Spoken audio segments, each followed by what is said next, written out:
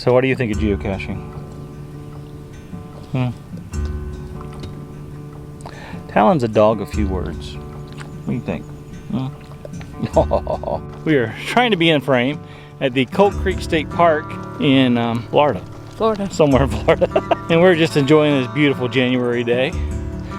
Going to do some little hiking, and something we haven't done in a long time is geocaching. And if you aren't familiar with what geocaching is, well, basically people hide stuff. Depending on the different types of cache, you may either get coordinates where you can go directly and check it out, or you have to figure out clues and find it through the clues. So we're going to be checking out a couple here in the state park. So the first geocache that we're trying to find actually has been moved. Somebody in the notes did give the coordinates to where it's at. Unfortunately, our phones don't work, so we're doing this old school. We've got compasses out and we're doing latitude and longitude, and Shelly is on the quest. She has the numbers pulled up, so I don't know what they are. You going the right way? Well, that's 509, and I'm going down in numbers. 822-509. So, and we're at 543. So I think it's this way. Strike one. So strike one, yeah. We didn't find the first one. Strike a lot. But in fairness, we chose to look for this one even though it said coordinates were off. There were different coordinates. We had to do it old school. There's no cell service out here, so I know that's messing up the accuracy of the compass on our phones. And that's all we have right now. So without a dedicated handheld GPS, you're just kind of winging it. Yep. So that's okay. We're gonna move on to the next one, and we got a little hike out of it anyway, so we're all good. Get them steps in. That's right. We're ready for round 2. Dose. We're gonna check out this other state park that we've been to. Hillsborough River. It's kind of a neat park, so we wanted to come back and check out a different trail, and that's where the geocaches are. So you get to come along with us. 350 feet. Ooh, I don't know. Every time I go by the Smokehouse Pavilion, it smells so good. It smells smoky. So now we're 300 feet away. We're closing in on our target. All right, this is where we're headed down our path. About 300 feet, right? 238. 238. And change. There goes Talon. Talon's in the lead.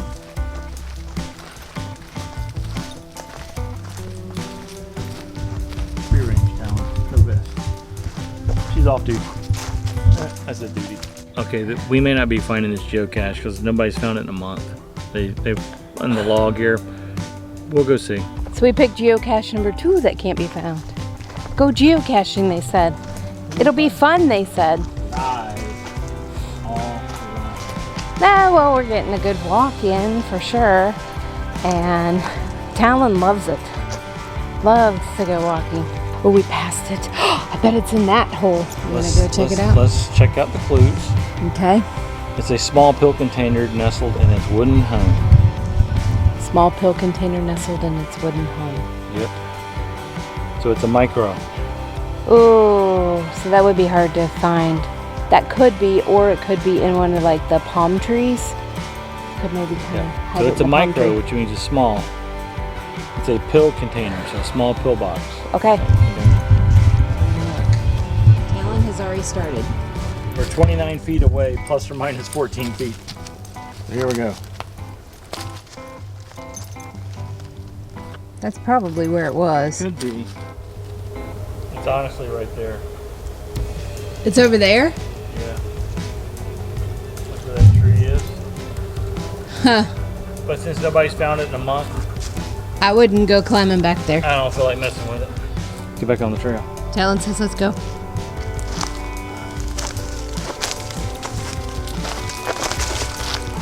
Alright, where to next? So the next one is irregular size, and it was found a couple days ago. Let's hunt.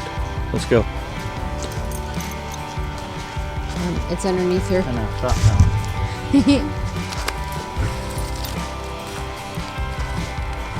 413. Ooh, that doesn't seem too far. And we are 249 feet away and closing in. So we're using the app from geocaching.com. It's free. The app's free and the service is free, but it's very limited. You have a deal, it's like 30 bucks a year for their premium, and that's what we went ahead and got. If you're gonna do serious geocaching though, getting a handheld GPS is probably the better way to do it, but yeah, and there's actually specific made for geocaching GPSs, and we'll have a link in the description below to some of those. Okay, so we need to go left then. We need to go left. We're 0.2 miles away currently. Okay. So. Ooh, a bridge. It is not a bridge over troubled waters. It's just a bridge over water.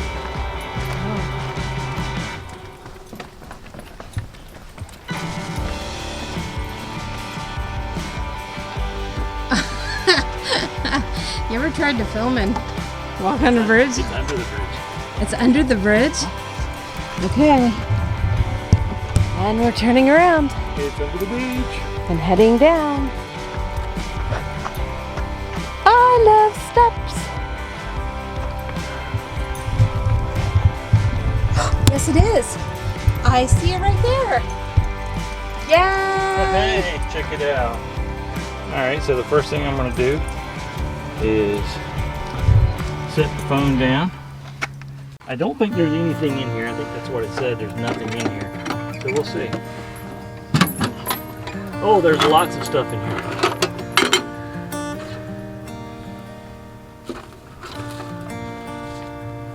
That's the log. Here's the log and a pencil. One thing with geocaches is most all of them have a log. You sign the log if everybody know you were here. 26, 21, there.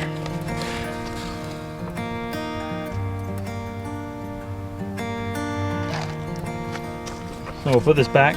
Now one thing you can do is there's a bunch of stuff in here. I'll show you what's in here.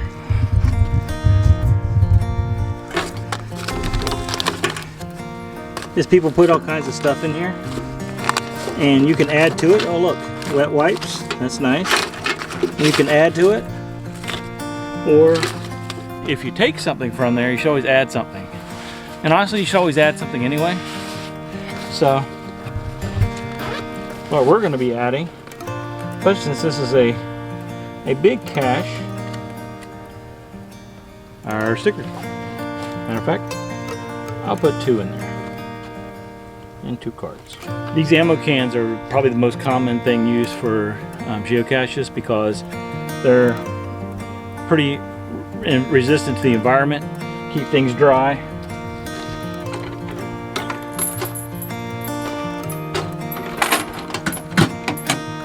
So now the only thing left to do is I need to log it that we found it.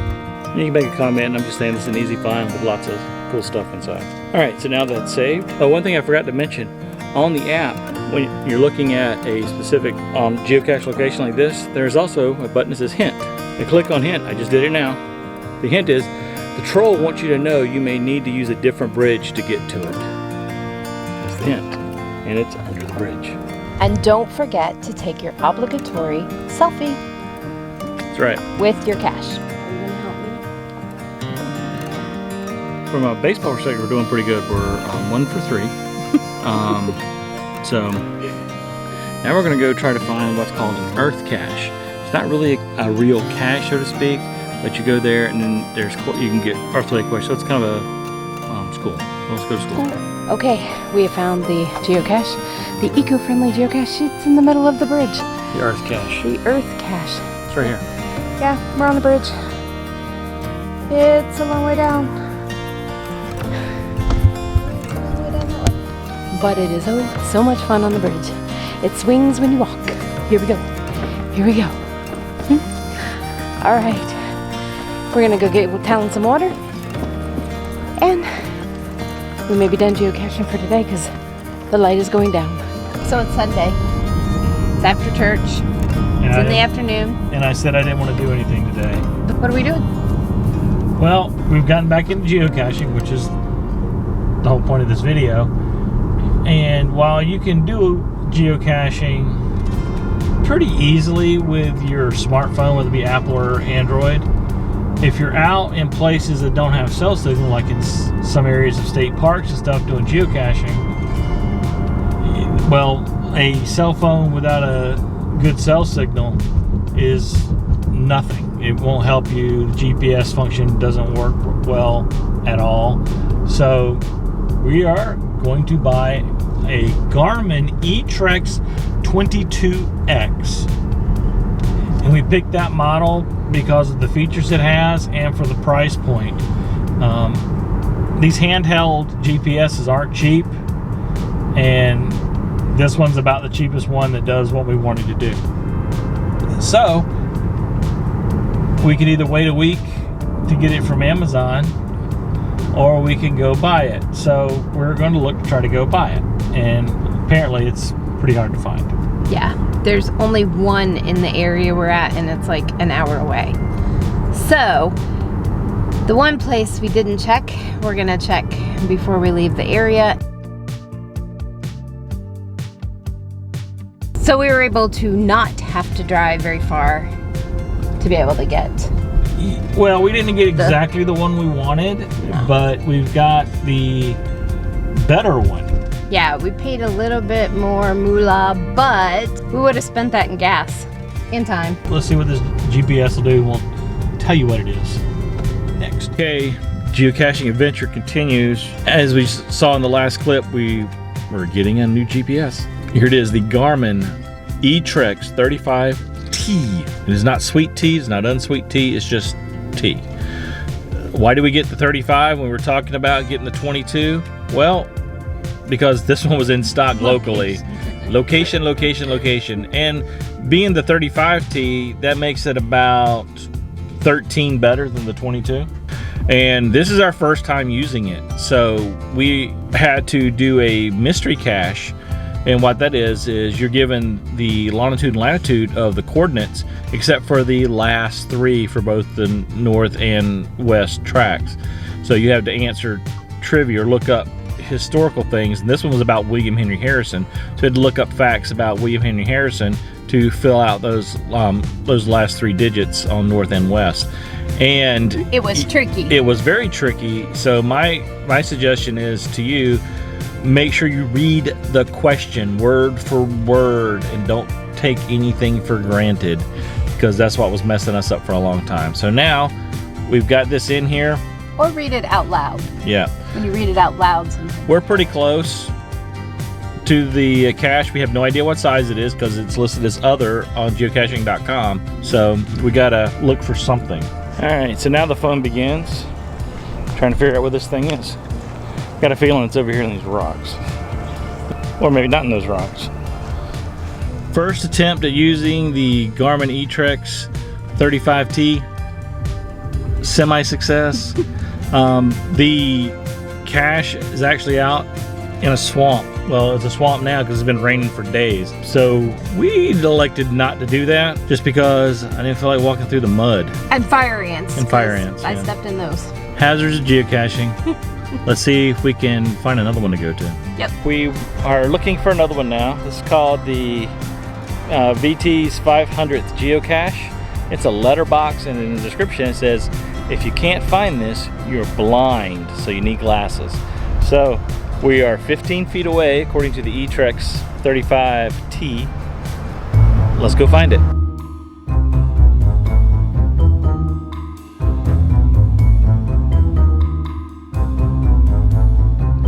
We're standing in the middle of the parking lot.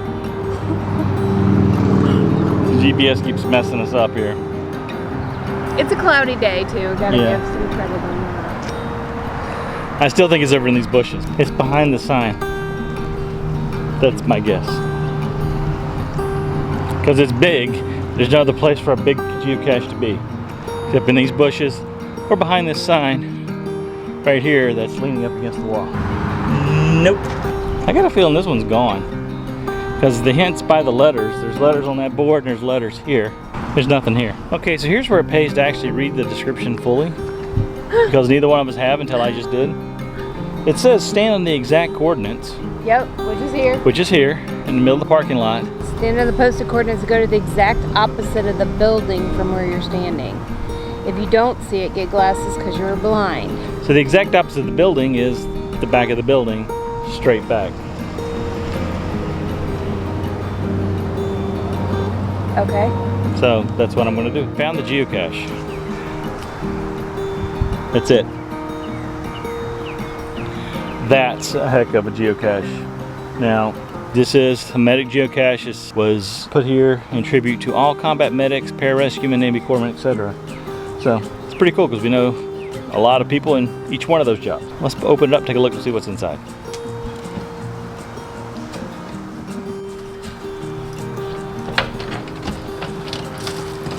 Yep, Water off.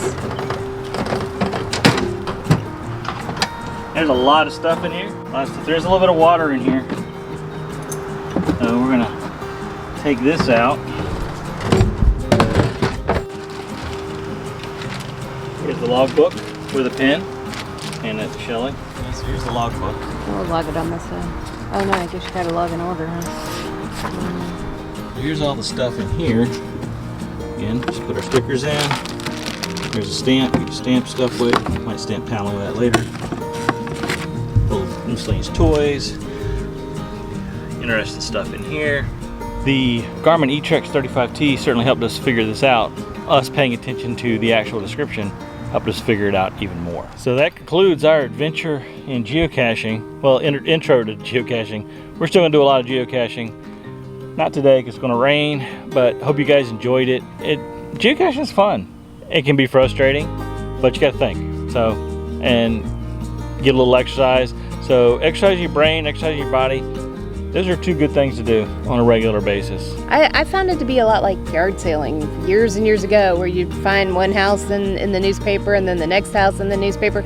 You'd be all over the city, and that's how you learned it. So it's a great way to get out and learn your community and the area that you're in if you're full-time travelers like we are. Thank you guys so much for watching. As always, give us a thumbs up if you liked the video. Leave us a comment below if you have any questions about geocaching or about us in general. Share this out with a friend, and if you're not already a subscriber, please consider hitting that subscribe button down below and also ringing that bell so you'll know whenever we drop new content. Thank you guys so much for watching. And make your next journey an epic adventure.